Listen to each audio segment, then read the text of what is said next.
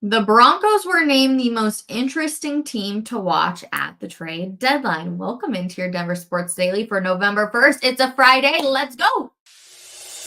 Taking you through your morning headlines, it's Denver Sports Daily with Rachel V. Hill.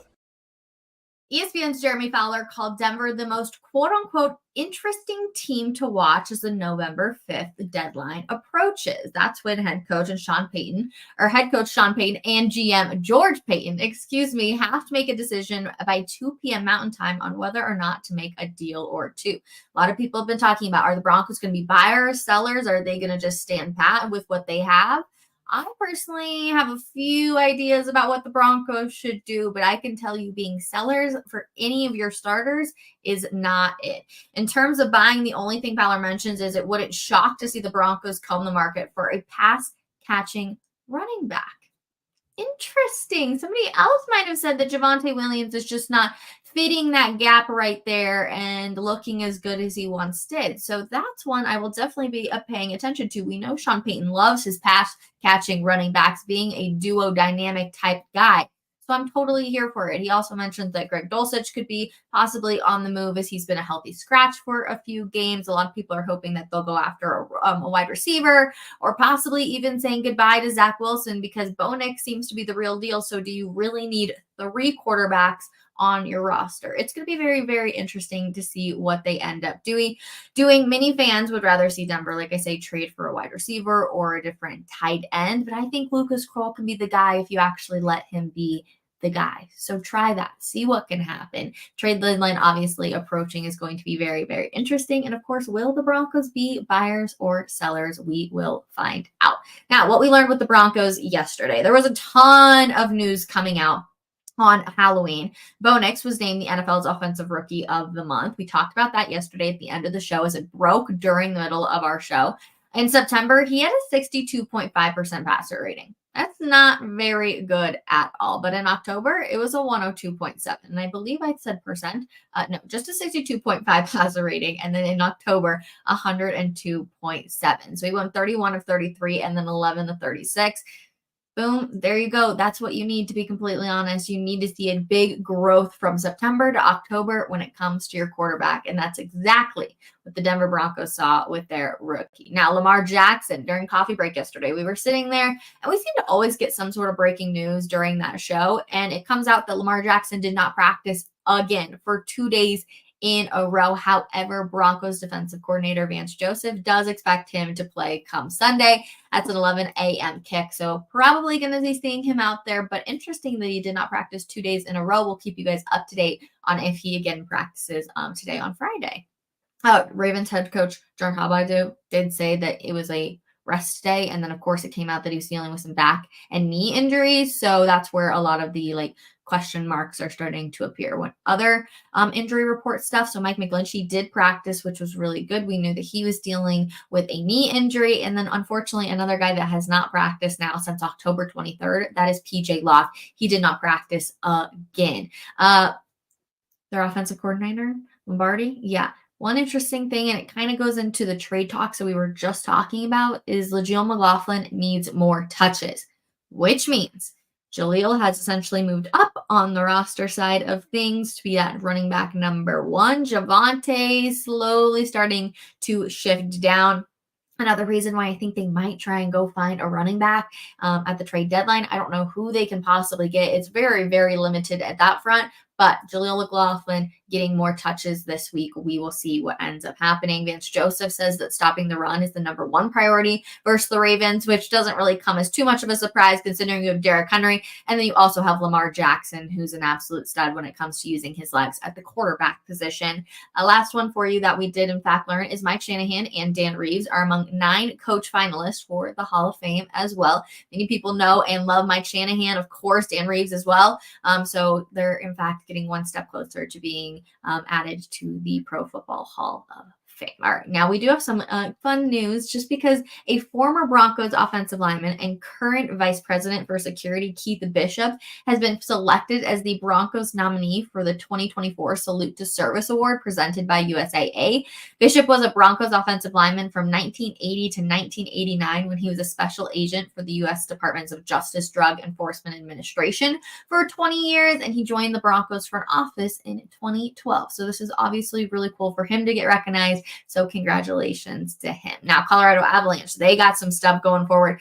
We've talked injuries. I feel like every single day this week we've been talking, who's in, who's out, who they're trying to salvage in different areas because they are down so many different guys. Well, some good news.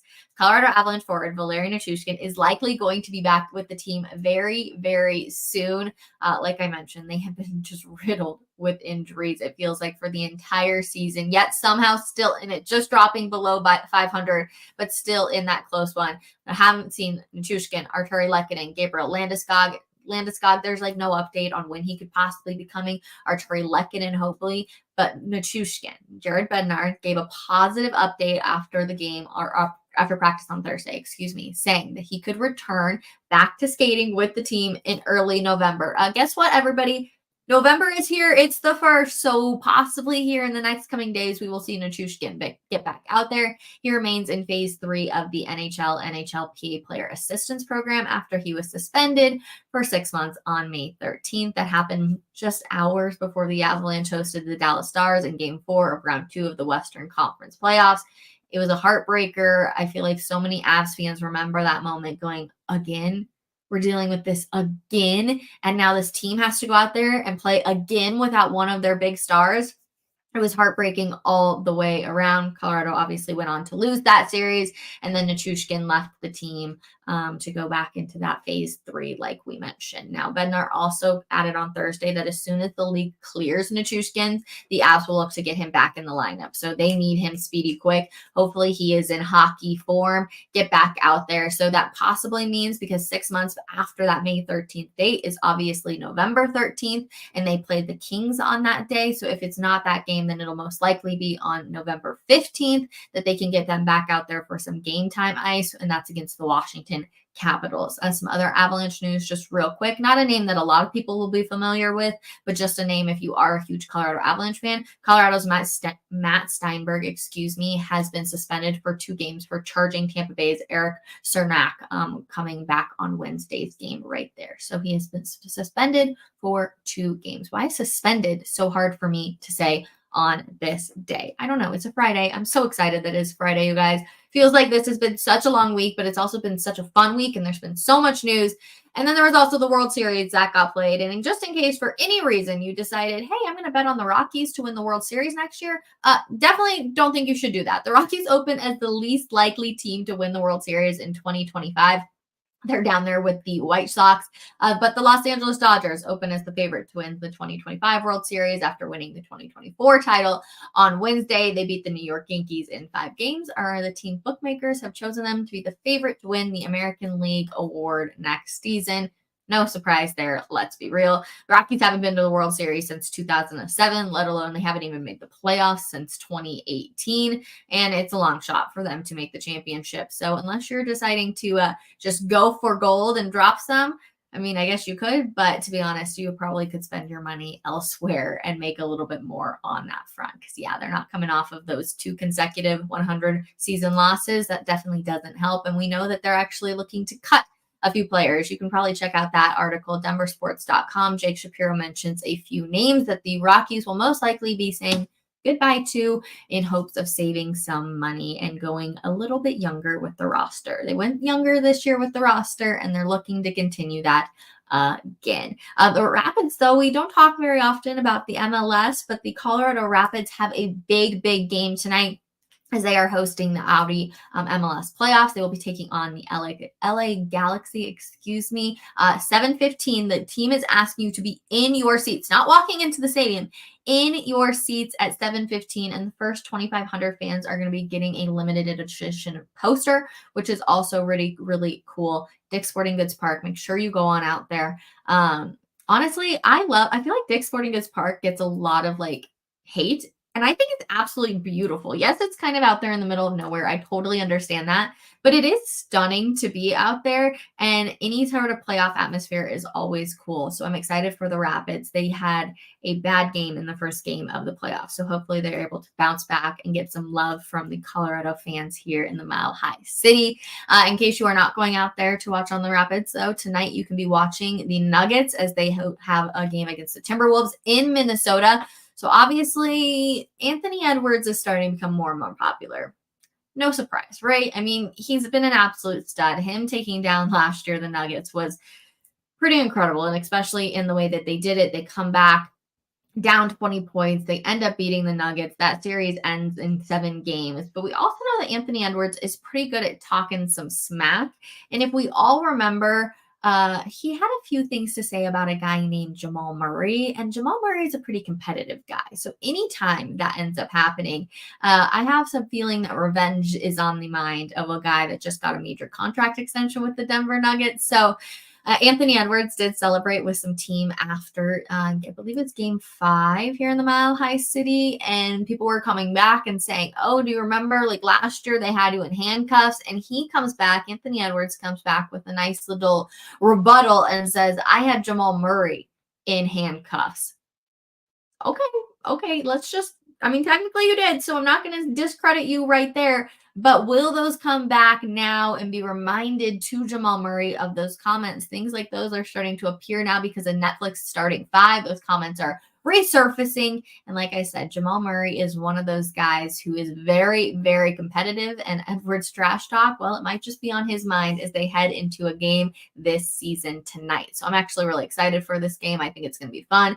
I'm a huge person of trash talk in a good sense, right? I do think it adds to the competitive level of sporting events, but I'm kind of excited to see how Jamal Murray handles that. A lot of people have been talking that Jamal Murray does not have the same approach that he has had in years past. We showed you guys that video, I believe it was yesterday, of a anonymous NBA starter who came out and was talking about Jamal Murray. And I still don't know how you can be anonymous and be an NBA starter, but that's a whole other conversation. But they came out and talked about him, and Jamal was not a fan of it, giving an excellent response. If you want to see that video, watch yesterday's episode of your Denver Sports Daily. It was a really good one. But yeah, definitely interesting to see what happens tonight. Hopefully the Nuggets can stay on pack. And in fact, we didn't have enough time to create some graphics, but there is a new article that's going to be out at denversports.com on an ESPN article. Give it a little bit of breathing time here because it did just come out. But about Nikola Jokic sensing the misdirection when it comes to the way that management is handling things and the way that the team is handling certain things. It's a really, really good article, very long, very in-depth, talking about Jokic too, how it's not his job to figure out, different salaries and all of these kind of jazz. He's just meant to go out there and play basketball, but his opinion does matter to Calvin Booth and the rest of management as well. So a really good article. We will have some wrap-up articles, denversports.com, that you can check out here in the upcoming hours on your Friday. But you guys, that's going to do it. Let's see. What are the comments we got going on? I don't know why they're not signing a legit tight end. It would open up the run game and help other receivers too. I think Lucas Kroll can be that guy. Okay. I think if they can let the reins just be a little bit looser on him, he can go out there and be it. I would love to see that for him. Utilize who you have right now. I think the bigger question mark around this team is the running back position. Jaleel McLaughlin, don't get me wrong. I'm excited to see him get more carries, but I just don't think he can be that the number one guy right now. Excuse me. Good morning, Rachel. Good morning. Happy Friday, everybody. We're so excited. Sunday is going to be here before we know it, which is always a bummer, but thank goodness for NFL Sundays. And we have an early game too, so you can get all of the nerves out when it comes to the Broncos and the Ravens, and then enjoy the rest of the games later on that day. Good morning. I vote bye. Even more than tight end. I believe we need a wide receiver, someone like Adam Thielen from Carolina, a savvy veteran who is great on third downs. One of our biggest weaknesses. I have not heard that name being passed around when it comes to who the Broncos should be looking at. But, Carolina is obviously selling. That's why we just saw one of their top wide receivers go to the Ravens. So it would not surprise me at all. Wide receiver. But to be honest, the only reason I say no is because I think that Bo Nix has really gotten a lot of good connection with those guys. Yeah, it's no like spicy name. Like Lil Jordan Humphrey is not a like spicy name that's in everybody's household, but the connection there is definitely starting to brew. And between Cortland Sutton, once you get Josh Reynolds back, I think that helps tremendously. I'm not sure the timetable on when he is supposed to return now, after the incident in the Mile High City, obviously, and him being on IR because of his finger. But I think once he comes back, that really helps out your wide receiver room. You don't want to go sell too much or buy too much just to get another one of those guys. So it'll be interesting to see what they end up doing. But I have not heard that name passed around. Good morning, Rachel. Nuggets got to keep it rolling at the Wolves tonight. Hopefully they can keep it rolling. Stay above 500 for sure. This is going to be a big game because obviously Minnesota has manhandled you for a little bit of time now. So it'll be interesting. I'm excited to see the Anthony Edwards stuff, how Jamal Murray plays. If Russell Westbrook has another solid game, that will be a big emphasis for this team. Christian Brown's going to have to really step up too. So there's a lot of interesting stuff going on with the Nuggets right now that I think it's being touched on, but not talked about a lot. So I think how they approach a lot of things and how they, what's the word I want to use? How they manage certain things or manage losing and those types of things will be interesting and tell us a lot about how this Denver Nuggets team is operating behind closed doors. But I do hope they get the win tonight. Of course, it'll be fun. Lots of good stuff going on here in the Mile High City when it comes to your Denver sports. So make sure you stay up to date at denversports.com. We got you covered on everything. Like I said, those articles will be coming out sooner rather than later, I believe, about the Nuggets and that really lengthy article. So if you don't want to go read like 6,000 words or whatever it is from the ESPN article, we'll have some nice recaps for you. Good stuff. Again, I'm excited for it. Hopefully the Rapids are able to get a win today as well. That means they would be 1-1 on the series, which would be really, really cool. Again, playoff atmosphere, absolutely anywhere. I'm totally down for it. Timberwolves, Broncos, Avs. There's so much going on, you guys, but we appreciate you each and every single week for spending just a little bit of time. I will have my 3 keys to the game for the Broncos to hopefully beat the Ravens. That's coming up at 12 o'clock. Make sure you come hang out with us, and we will see you guys then. Bye, guys.